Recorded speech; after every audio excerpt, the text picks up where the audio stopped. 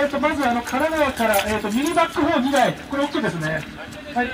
茨城から工事用照明3個。はい、大丈夫ですね。はい。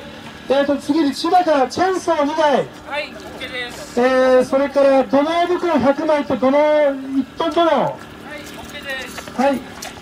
それから山梨からカラーコーン10、コーンバー10、ブルーシート8。はい、OK です。はい。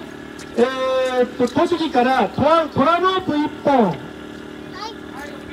OK です。スコップ9本。はい、OK です。台車が2台。はい、OK です。はい、群馬から一輪車5台。はい、OK です。はい、カラーコーン20個。カラーコーン、はい、OK です。はい、コーンバー20本。はい、OK です。埼玉からカラーコーン10個。OK です。はい、お疲れ様です。ありがとうございます。